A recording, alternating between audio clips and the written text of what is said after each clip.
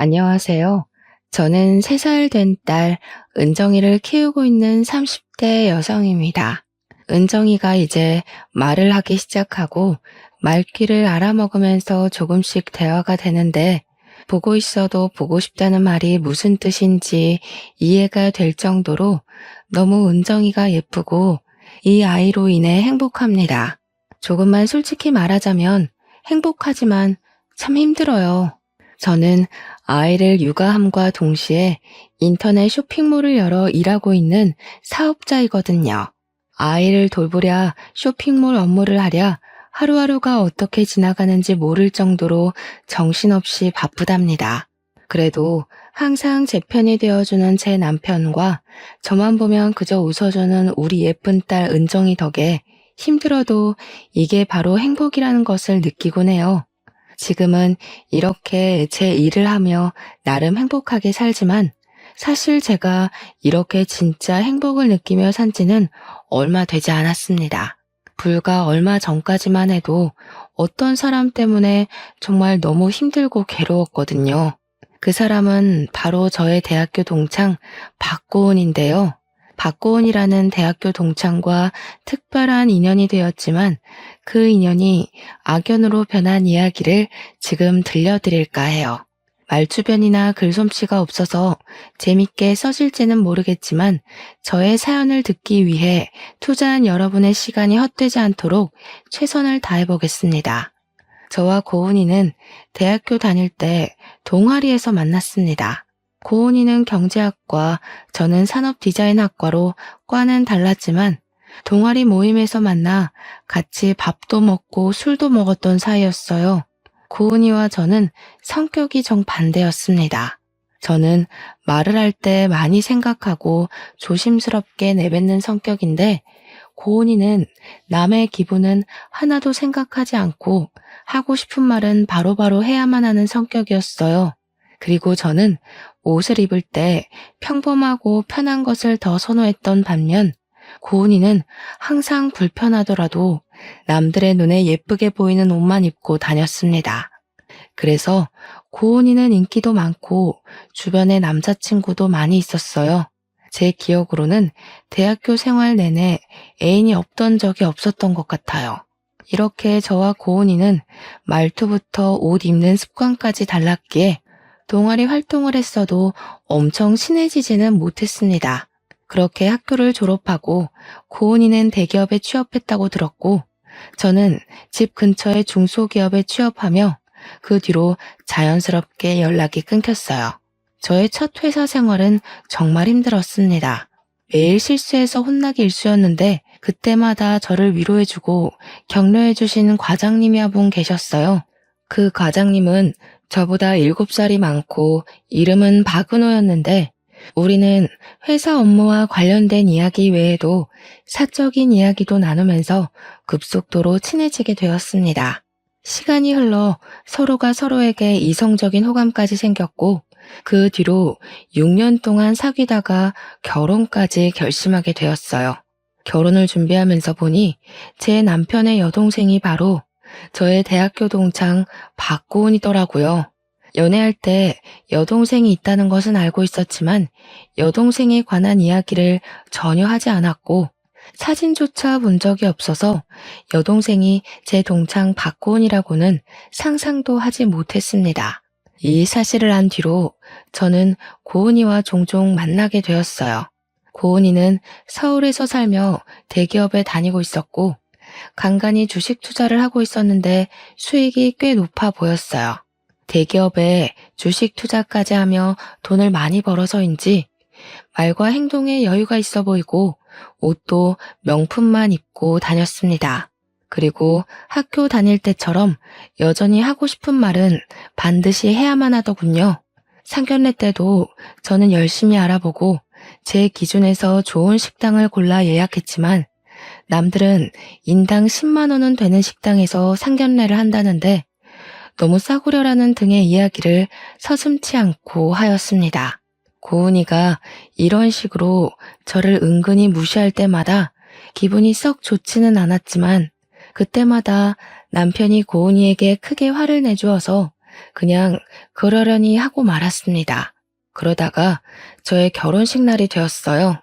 저는 원래 예쁜 것보다는 편한 것을 추구하는 사람이고 사진을 찍는 것도 정말 싫어했으며 결혼식은 허례허식이라고 생각하는 사람입니다.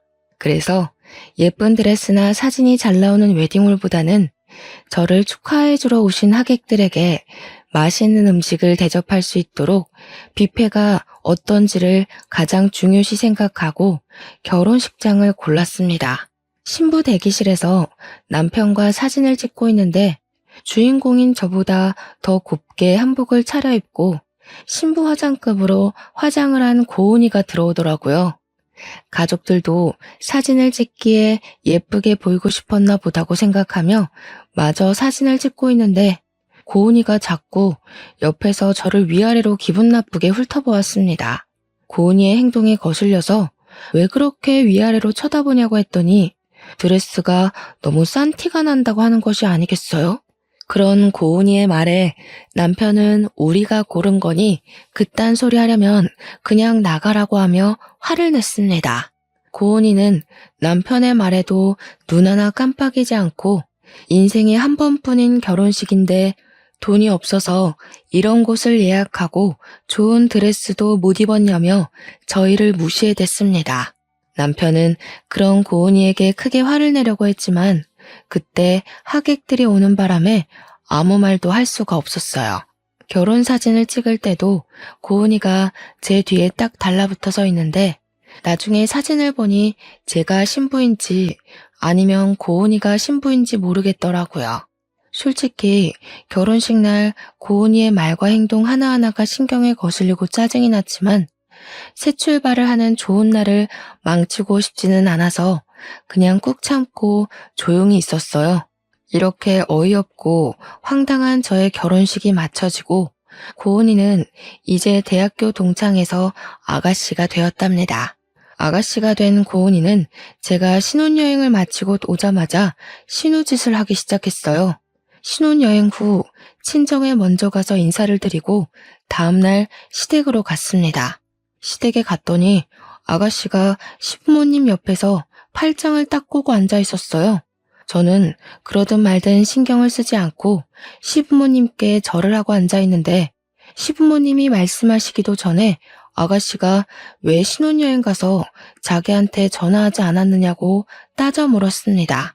우리는 신혼여행지에 도착해서 시부모님께 먼저 전화드리고 여행 중간중간에도 전화를 드렸는데 무슨 소리냐고 했더니 시부모님한테만 전화하는 게 아니라 신우한테도 전화해야 하는 거 아니냐면서 저를 혼내듯이 이야기하더군요.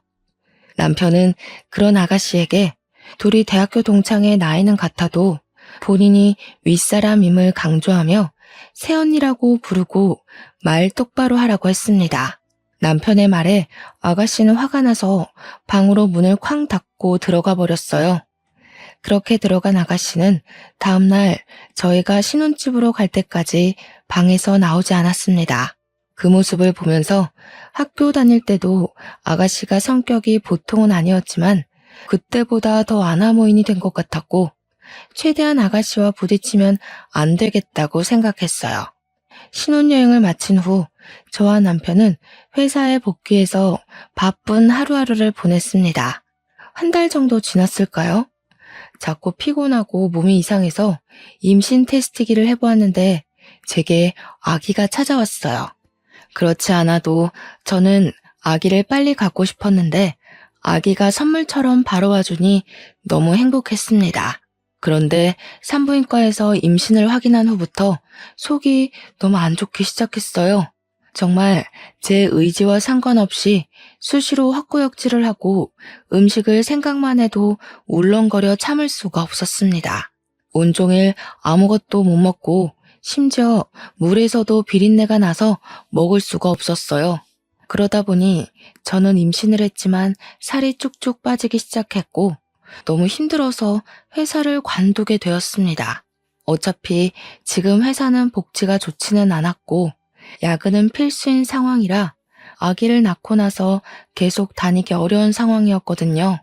그렇게 입덧을 핑계로 회사를 관두게 되었는데 관둔 후에는 입덧이 거짓말처럼 사라졌습니다.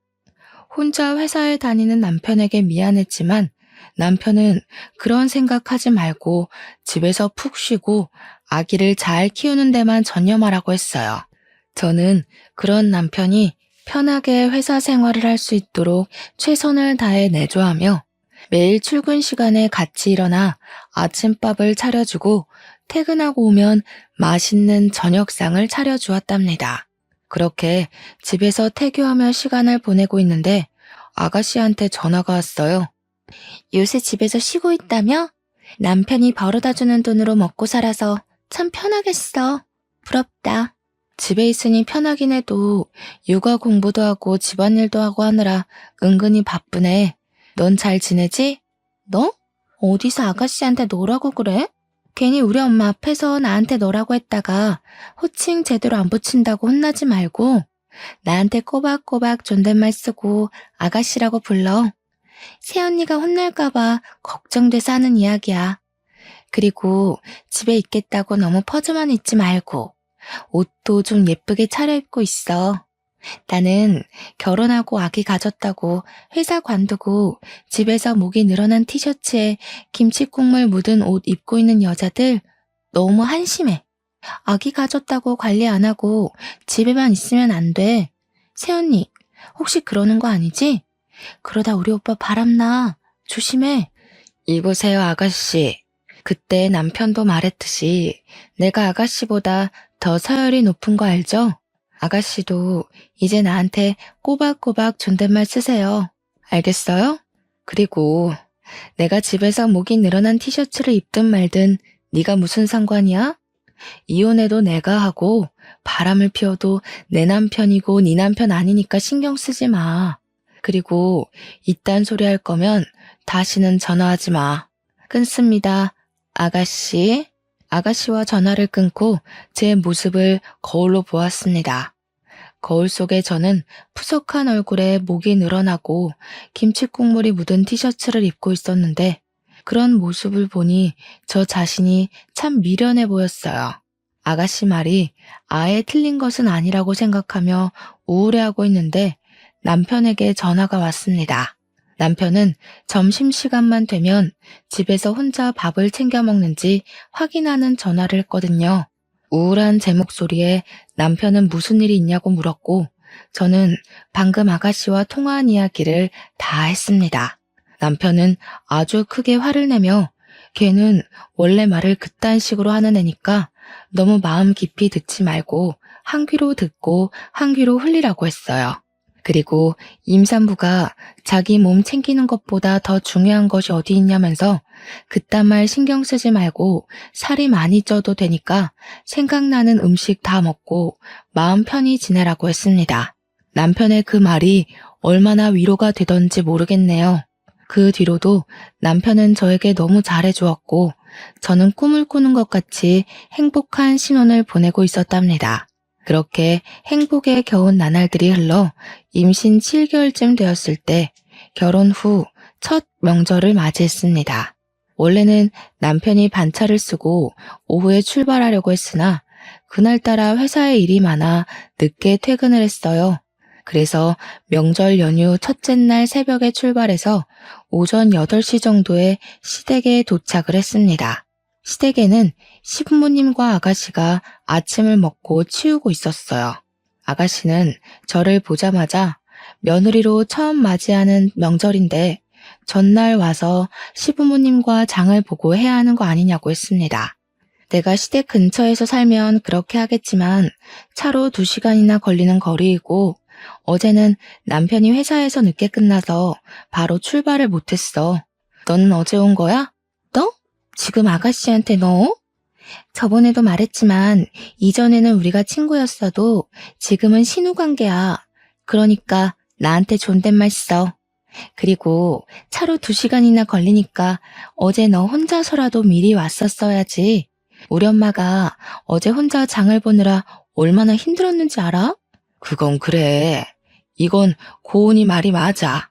이제 둘이 서로 존댓말 꼬박꼬박 쓰고 이제 희정이 너는 우리 집 며느리가 되었으니 명절 전에 우리 집으로 와서 같이 장도 보고 하자꾸나. 우리 집은 제사를 엄청 중요시하는 집안이거든. 그래서 장도 일주일 전부터 보곤 한단다.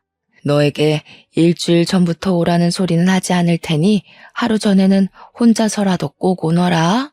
이 사람들이 지금 뭐라는 거야? 그럼 명절 장을 보러 안 사람 혼자 여기에 오라고? 그것도 임신한 사람한테?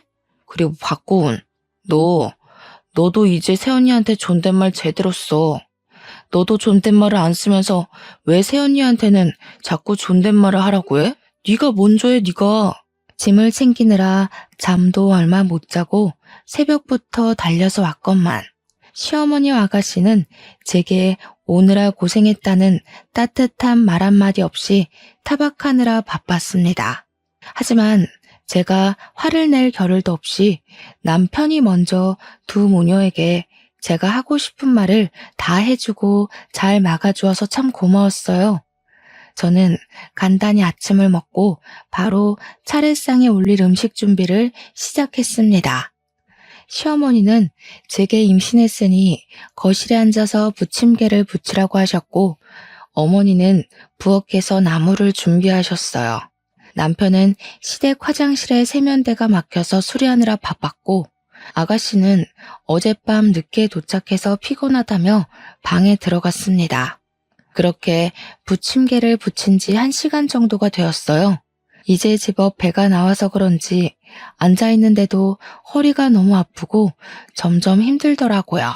제가 너무 힘들어하자 남편이 저한테 방에 들어가서 누워있으라고 하며 직접 전을 부치기 시작했습니다. 저는 아직 낯선 시댁에서 혼자 방에 들어가 있는 것도 불편해서 남편 옆에 앉아 잠시 다리를 펴고 벽에 등을 대고 쉬고 있었어요. 그러고 있는데 아가씨가 방에서 나왔습니다. 아가씨는 어떻게 이제 막 결혼한 사람이 첫 명절에 와서 일할 생각은 하지 않고 남편한테 부침개를 부치게 하냐고 뭐라고 했어요. 아가씨가 하는 말을 들은 시어머니도 옆에 와서 한 소리 거들었습니다. 결국 저는 두 모녀의 상화에 아픈 허리를 붙잡고 남편과 둘이서 부침개를 부쳤어요. 시어머니는 남편은 쉬고 저 혼자 부침개를 부치는 것을 바라는 것 같았지만 남편이 완강하게 자신이 부치겠다고 하니 별다른 소리를 하지 못하고 옆에서 우물쭈물하다가 부엌으로 들어가 버렸습니다. 혼자서 할 때는 정말 힘들었는데 남편과 같이 하며 이런저런 이야기를 하니 재밌기도 하고 그리 힘들지도 않더군요. 생각보다 부침개를 부치는 일이 일찍 끝났고 같이 뒷정리를 하는데 아가씨가 벌써 오후 1시라며 배고프다고 하였습니다. 아가씨가 제게 밥상을 차리라고 해서 남편이 마저 뒷정리하고 저는 부엌에 들어가 반찬거리를 꺼내고 있었어요. 어머니는 제가 부침개를 부칠 동안 남편이 좋아하는 갈비찜과 해물탕을 끓여 놓으셨더라고요. 수저를 놓고 찌개를 놓고 밥을 푼 다음에 시아버지와 아가씨를 불러서 다 같이 식사를 하기 시작했습니다. 저는 갈비찜을 원래 그다지 좋아하지 않았는데 어머니의 갈비찜은 참 맛있더라고요.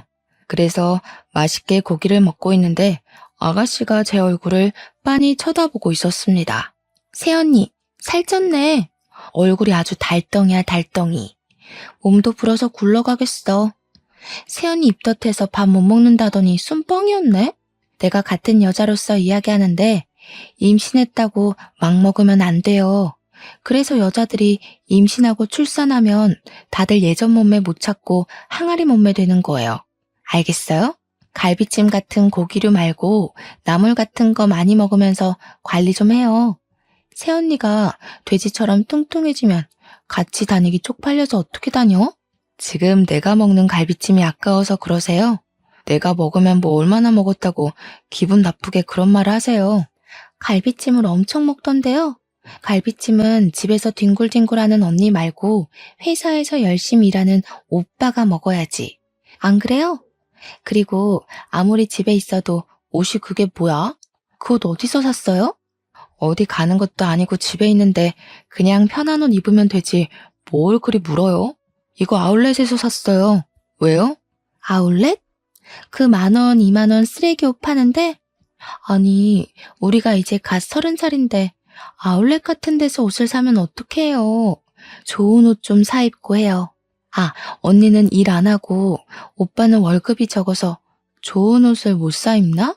그러게, 임신했다고 회사를 관둬버리면 어떡해? 한심하게.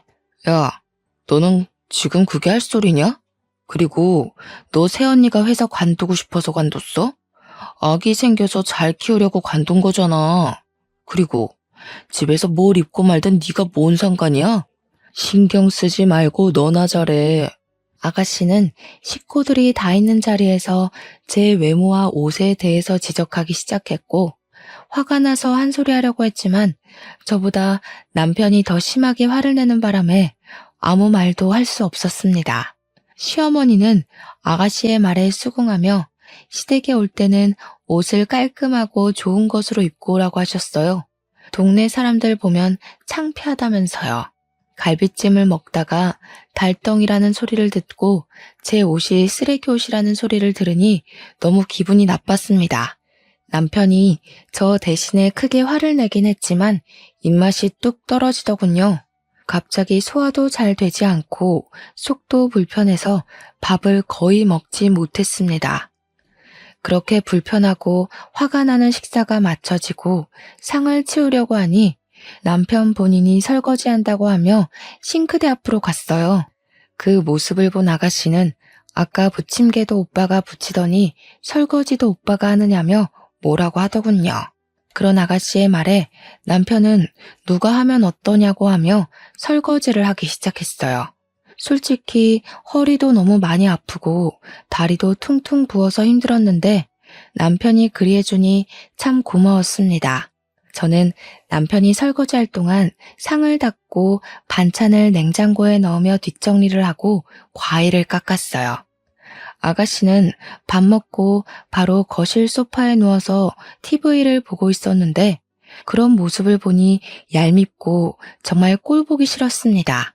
그래도 괜히 말 섞고 하면 더 스트레스만 받으니 그냥 그러려니 하고 있는데 아가씨가 제게 콜라를 가져다 달라고 하는 게 아니겠어요? 저는 지금 과일을 깎고 있으니 직접 갖다 먹으라고 말했습니다. 하지만 아가씨는 TV에 빠져서 제가 하는 말이 들리지 않는지 아니면 제 말을 못 들은 척 하는 것인지 몰라도 아무런 대답이 없었어요.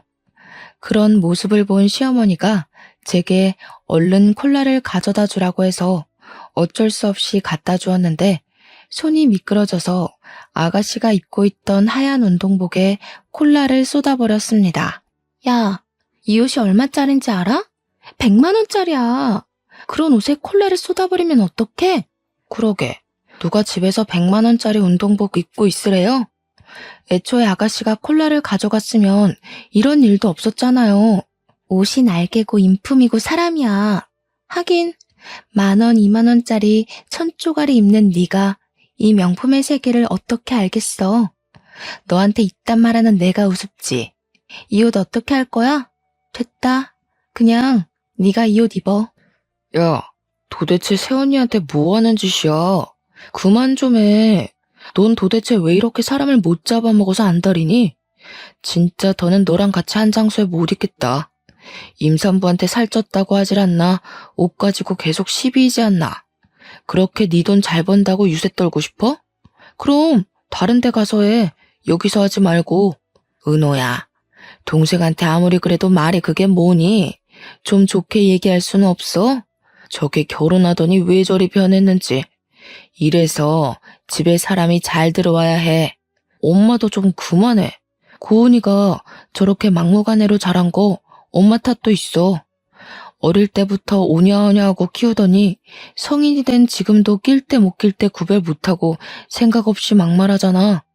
저러다가 언젠간 반드시 망한다고. 너 동생 망하라고 저주라도 퍼붓는 게냐? 아니, 명절날 와서 이게 도대체 무슨 난리냐? 세 사람이 들어와서 이번 명절은 좀 다를 줄 알았더니 똑같구나. 그리고 고은이가 틀린 말 한 것도 아닌데 너야말로 왜 그리 동생을 못 잡아먹어서 안달이야? 고은이가 그럼 지금껏 옳은 말만 했다고? 참나, 나 진짜 이제 이 집 아들 노릇 못 해먹겠네. 나한테는 그렇다 쳐도 내 와이프한테는 그러면 안 되는 거예요. 난 이제 이 집 아들 노릇 안 하고 나갈 테니까 셋이서 알아서 잘 먹고 잘 살아요. 남편이 화를 버럭 내면서 바로 짐을 싸고 제 손을 잡고 시댁에서 나갔습니다. 그때 남편의 모습은 정말 듬직하고 멋져 보였어요. 집으로 오면서 남편이 하는 말이 아가씨가 어릴 때 미숙아로 태어나서 아기 때 많이 아팠다고 해요. 그래서 학교 생활보다 병원에 입원하는 날이 더 많았는데 또 머리는 좋았는지 공부는 엄청 잘했다고 합니다. 반면에 남편은 꼬박꼬박 학교도 다니고 그 당시에 없는 돈 끌어다가 학원도 보내고 과외도 했는데 공부는 영 적성에 맞지 않았는지 항상 성적이 나오지 않았네요. 학창 시절 내내 부모님께 비교를 당하며 자랐는데 성인이 돼서도 마찬가지였습니다. 남편은 그저 그런 대학교를 나와 복지도 좋지 않고 월급도 그다지 많지 않은 중소기업에 취업했지만 아가씨는 혼자 공부해서 좋은 대학교도 가고 졸업 후 대기업까지 입사하게 되었어요. 그 뒤로 부모님은 아가씨가 잘못해도 무조건 잘한다고 칭찬해줬고 아가씨와 남편이 싸우기라도 하면 무조건 아가씨의 편만 들어줬다고 해요. 그래서 아가씨가 저렇게 막무가내 할 말 못할 말 구분 못한다고 하며 다시는 제가 아가씨나 시부모님 때문에 상처받지 않게 자신이 중간에서 잘 노력하겠다고 미안하다고 했습니다. 솔직히 시댁에서 기분이 많이 상하긴 했지만 남편이 저보다 더 화를 내주고 저를 위해 노력하고 있는 것이 눈에 보여 그저 고맙고 감동이었네요. 그날 이후로 시부모님과 아가씨는 저에게 딱히 연락하지 않았고 저는 아주 마음 편하게 태교에만 집중하며 살았어요. 그러다가 시간이 흘러 출산일이 다가왔고 무사히 건강한 딸아이를 출산했습니다. 아이의 이름은 저와 남편의 이름을 하나씩 따서 은정이라고 지었어요. 이름을 지을 때도 우리끼리 지어도 되냐고 했더니 남편은 이미 그 사람들은 우리보다 아가씨한테 더 관심이 많은 사람이라 상관없다고 하며 대화하면 짜증만 나니 그냥 우리끼리 짓자고 했습니다. 남편이 시부모님에게 아기가 태어났다고 말을 한 것 같았지만 제게 따로 축하한다거나 몸조리 잘하라는 전화가 없었어요. 조금 서운하기는 해도 시부모님이 과하게 산후조리나 육아에 간섭해서 고부 갈등이 생기는 일도 있다고 하던데 그보다는 차라리 지금처럼 무관심한 게 낫다고 생각했습니다. 잠도 못 자고 밥도 못 먹는 신생아 시기가 지나고 시간이 흘러 은정이의 100일이 되었어요. 남편은 그냥 친정 부모님만 모시고 100일 잔치를 하려고 했지만 솔직히 첫 명절 때 아가씨와 크게 싸운 후로는 본 적도 없고 가족인데 이렇게 연을 끊는 것은 아닌 것 같아 시부모님과 아가씨도 모시고 100일 잔치를 하자고 남편을 설득했습니다. 남편은 제 말에 동의하면서 혹시라도 아가씨가 친정 가족들에게 말실수할까봐 걱정된다고 하며 친정 식구들을 먼저 초대하고 그 다음 주에 시댁 가족을 초대하기로 했어요. 저의 친정 부모님은 은정이 100일이라고 금반지와 유모차, 아이 내복과 같은 선물을 잔뜩 사서 왔습니다. 반면에 시부모님은 처음으로 손주를 보는데도 아무것도 가져온 것이 없었고 아가씨는 웬 옷구러미를 가져왔더라고요. 저는 아가씨한테 이게 무슨 옷이냐고 물었습니다. 이거 다 내가 입던 옷인데 이제 질려서 입지 않거든. 분리수거함에 버리려다가 새언니가 생각나지 뭐야?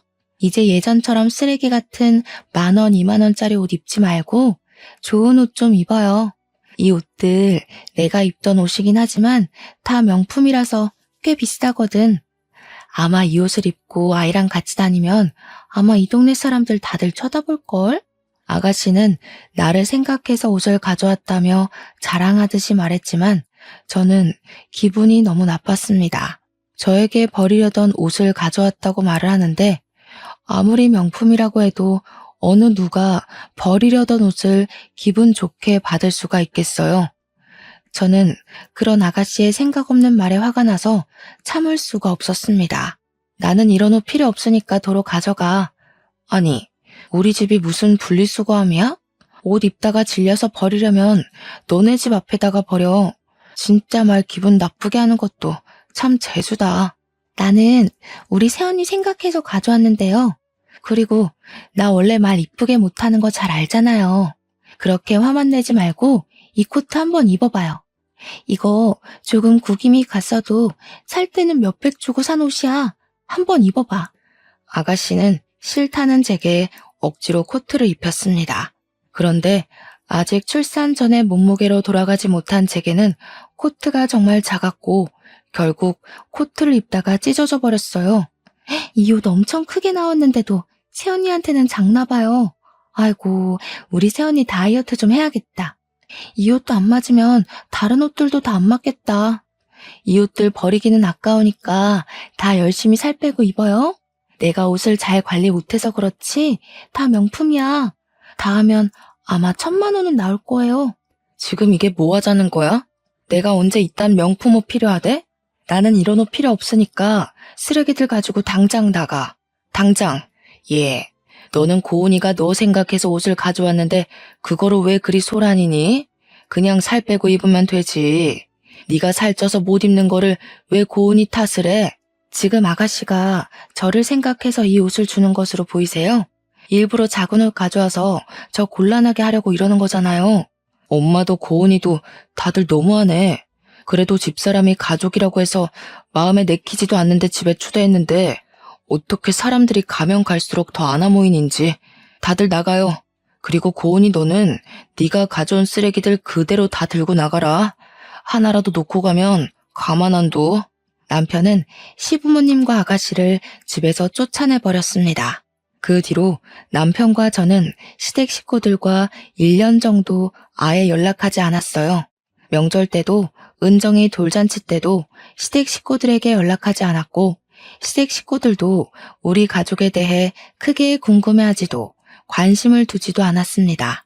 저는 저와 남편 그리고 은정이와 생활하는 것이 좋았지만 한편으로는 우울했어요. 은정이가 돌 지나고 어느 정도 제 마음의 여유가 생기면서 저도 일을 다시 해보고 싶었거든요. 그래서 은정이를 어린이집에 보내고 일을 구해보려고 했지만 이 동네는 어린이집이 많이 없어서 지금 당장 보낼 수도 없는 상황이었습니다. 저는 집에서 돈을 벌 방법을 찾다가 요새는 재택 온라인 부업이 많이 있다는 것을 알게 되었고 제 나름 공부를 하며 온라인 쇼핑몰을 열게 되었어요. 위탁 판매를 하는 것인데 집에서 큰 돈은 아니더라도 소소한 아기 과자값을 벌 수 있을 것 같더라고요. 그래서 공부를 하며 쇼핑몰에 제품을 하나둘씩 올리기 시작했고 한 달에 순이익이 20만 원에서 30만 원 정도는 나오게 되었습니다. 큰 돈은 아니었지만 남편은 집에서 가만히 있는 것보다는 이렇게 조금이라도 버는 게 어디냐며 저에게 대단하다고 해주었어요. 남편의 적극적인 지지와 응원 덕에 이거 말고도 다양한 온라인 부업에 도전하게 되었고 한 달에 집에서 100만 원 정도를 벌 수 있게 되었습니다. 적은 돈이지만 집에서 은정이를 돌보며 돈을 번다는 것 자체가 너무 좋았고 재밌었어요. 이렇게 소소하게 돈을 버는 재미로 살고 있는데 대학교 선배한테 전화가 왔습니다. 자신이 아는 분이 회사를 차리셨는데 산업 디자인과 출신의 프리랜서를 찾고 있다며 한번 일해볼 의향이 있냐고 물어보더라고요. 출퇴근할 필요는 없고 집에서 일하며 건당 돈을 받는 것이었는데 금액이 꽤 높았습니다. 이 일을 하려면 잠을 줄이고 쉬는 시간 없이 틈틈이 해야 하기는 했지만 그동안 해왔던 부업들과 함께하면 한 달에 집에서 꽤 큰 돈을 벌 수 있겠더라고요. 그러던 중 남편도 더 크고 좋은 회사로 스카우트가 되어 연봉이 대폭 상승하였습니다. 남편이 다니던 회사를 퇴직하고 퇴직금을 정산받던 날 남편은 저를 백화점에 데리고 갔어요. 그러더니 여자는 좋은 옷을 입고 좋은 가방을 매야 하는데 자기가 돈을 많이 벌지 못해서 명품 옷 한 벌 못 사준 것 같아 미안하다고 하며 저에게 명품 옷 몇 벌과 명품 가방을 사줬습니다. 확실히 명품은 재질이 다르고 정말 고급스러워 보이더라고요. 그러나 은정이와 함께 다니면 이런 옷이 오히려 불편해서 저는 그 옷을 고스란히 장롱 안에만 넣어두고 있었습니다. 저는 집에서, 남편은 회사에서 우리의 편하고 행복할 미래를 꿈꾸며 일했어요. 잠자는 시간을 잊을 정도로 아주 열심히 했고 정말 피곤했지만 그래도 참 행복했답니다. 그렇게 1년 정도가 지났어요. 남편과 저는 시댁에 여전히 연락하지 않고 있었습니다. 그러던 어느 날 주말에 집에서 쉬고 있는데 시어머니가 남편에게 전화했어요. 얼핏 들어보니 아가씨가 결혼할 사람이 생겨서 다음 달에 상견례를 한다고 하며 꼭 나오라는 것입니다. 그리고 결혼할 사람이 꽤 잘 사는 집 아들이라 고급 레스토랑에서 상견례를 하니 옷도 최대한 잘 입고 오라고 했어요. 남편은 마지못해 알겠다고 하고 끊었고 잠시 후 제게 백화점에 가자고 했습니다. 남편은 저를 데리고 명품관으로 가서 저에게 잘 어울리는 명품 옷 몇 벌과 가방, 신발까지 샀어요. 남편 역시 명품 정장을 몇 벌 샀고 은정이 옷도 명품으로 샀습니다. 이 명품 옷을 입고 상견례 때 아가씨가 더는 무시하지 못하게 하자고 했어요. 드디어 한 달 뒤 상견례 날이 되었습니다. 시부모님과 아가씨는 먼저 레스토랑에 자리를 잡고 있었고 아직 남자 쪽은 아무도 오지 않았어요. 거의 2년 만에 만난 시댁 식구들은 이전과는 다른 우리 가족의 옷에 다들 놀란 표정이었습니다. 그동안 살아온 이야기를 들어보니 아가씨는 얼마 전에 잘 다니던 대기업을 관두고 전업 주식 투자자가 되었더라고요. 원래 경제학과를 전공하기도 했고 주식 투자를 부업으로 꾸준히 하고 있던 터라 꽤 수익이 잘 나는 것 같았습니다. 그러면서 또 남편과 제 앞에서 돈 자랑을 해댔습니다. 근데 새언니는 도대체 어떤 돈이 있어서 명품 옷과 가방을 다 샀어요? 그 구두도 꽤 비싼 브랜드의 것인데 설마 오늘 상견례 온다고 집 팔고 온 것은 아니죠? 새언니는 백수에 오빠는 그저 그런 중소기업 다니는데 이거 지금 다 사려면 몇 달치 월급일 텐데? 저희가 집을 팔고 오든 말든 신경 쓰지 마시고 아가씨 상견례나 잘하세요. 그깟 돈 좀 잘 번다고 유세는. 뭐라고요? 지금 말 다 했어요? 그동안 며느리 도리도 안 하고 살아도 가만히 있었는데 그런 우리한테 고맙다고 말은 못할 망정. 말하는 꼬락서니 하고는. 인터넷이나 다른 기사들 좀 보세요. 새언니처럼 며느리 도리 안 하면 욕먹어요. 그래도 나나 우리 부모님은 아무 말도 안 했잖아요. 그러면 감사하다고 기어들어야 하는 거 아니에요? 참나 기가 막혀서. 앞으로 아가씨나 며느리 도리 잘하세요. 아시겠어요? 저와 아가씨의 목소리가 더 커지려는 찰나 아가씨와 결혼할 사람과 그의 가족이 들어왔습니다. 상견례 자리의 분위기는 화기애애했어요. 잘 사는 집이라 그런지 오가는 예물이나 혼수, 예단의 금액대가 어마어마하더라고요. 결혼할 날짜는 앞으로 3개월 후로 정하고 상견례가 맞춰졌습니다. 그 뒤로 2달 정도가 지났어요. 늘 그래왔듯이 집에서 일하고 있는데 아가씨한테 전화가 왔습니다. 무슨 말을 하려나 싶어 전화를 받아보니 아가씨가 제게 제발 한 번만 만나달라고 했어요. 솔직히 만나기 싫었지만 목소리가 평소와는 달라서 무슨 일인지 궁금했어요. 어린 은정이를 데리고 나가려면 너무 힘들어서 그냥 우리 집으로 오라고 했습니다. 아가씨는 예전과는 다르게 명품이 아닌 쓰레기 옷이라고 부르던 아울렛 옷을 입고 집으로 왔어요.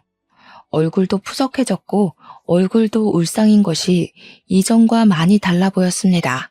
저는 아가씨한테 결혼 준비로 바쁘고 행복할 예비 신부가 왜 이런 꼴로 나타났냐고 물었어요. 사실 파혼당했어요. 예비 남편 놔두고 다른 남자랑 바람을 피우다 걸렸거든요. 완전히 내 잘못이기에 웨딩홀 예약한 거며 집 계약한 거며 그 위약금 다 내 돈으로 물고 위자료까지 냈어요.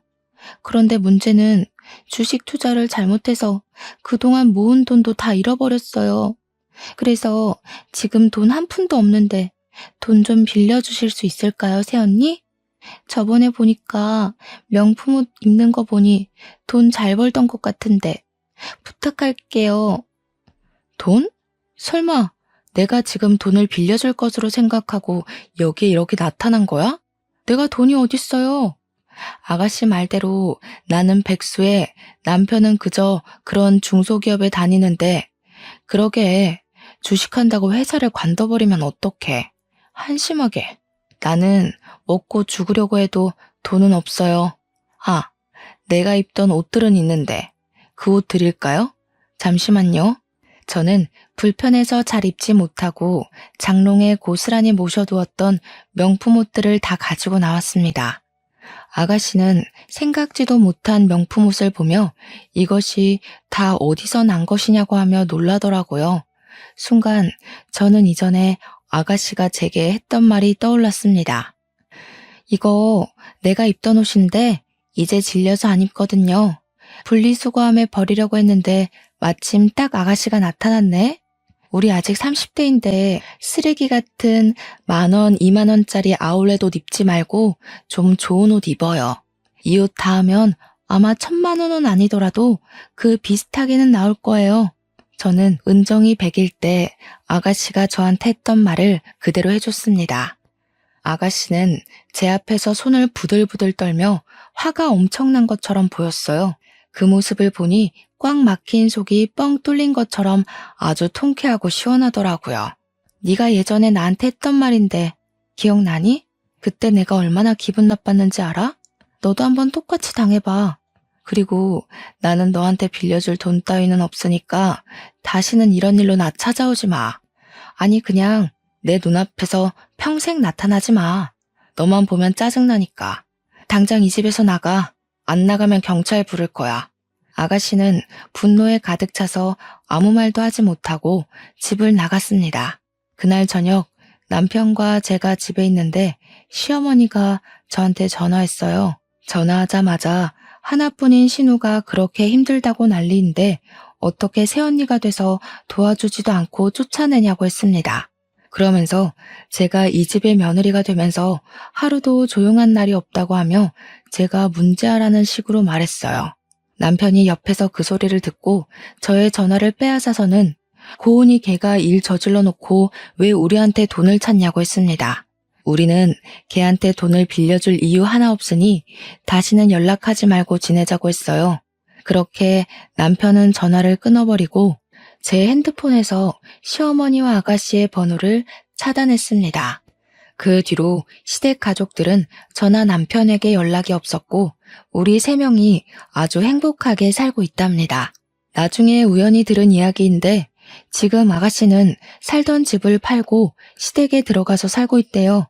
그런데 파혼도하고 큰 돈을 날려 정신적 충격이 너무 커서인지 매일 술만 찾고 있고 시댁 동네의 아가씨에 대한 좋지 않은 소문이 순식간에 다 퍼졌다고 해요.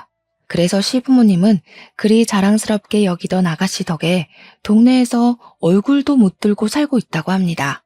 여기까지가 대학교 동창과 가족이 되었지만 끝내는 악연이 된 저의 이야기입니다. 이번에 아가씨와 이런 일을 겪으면서 사람 일은 아무도 모른다는 생각이 들었어요. 그렇게 사람들에게 인기도 많고 나름 잘 나가던 사람이 순식간에 몰락하는 것을 보면서 저 역시 그럴 수도 있으니 말과 행동에 항상 조심해야겠다고 다짐하곤 합니다. 요새 저와 남편은 둘 다 하는 일이 잘 풀리고 있어 나름 만족스럽고 뿌듯한 하루하루를 보내고 있답니다. 참, 여기 사연에서 보면 시부모님이나 신우와 갈등이 있을 때 중간에서 모른 척하는 남편 때문에 힘들어하고 속 터져하는 사연이 참 많던데 제 남편은 그러지 않아 주어서 너무 고맙네요. 저에게 큰 행복을 준 남편에게 이 자리를 빌려 고맙다고 말하고 싶습니다. 제가 시댁복은 없어도 남편 복과 자식 복, 일복은 있는 것 같아요. 세상에서 제일 예쁜 딸, 언제나 제 편이 되어주는 남편, 그리고 집에서 저의 적성에 잘 맞는 일까지 하게 되었잖아요. 앞으로도 하루하루 감사하며 열심히 살아가겠습니다. 글솜씨가 부족한 저의 사연을 끝까지 들어주신 여러분께 진심으로 감사드리며 모두가 행복한 일만 가득하기를 바랍니다.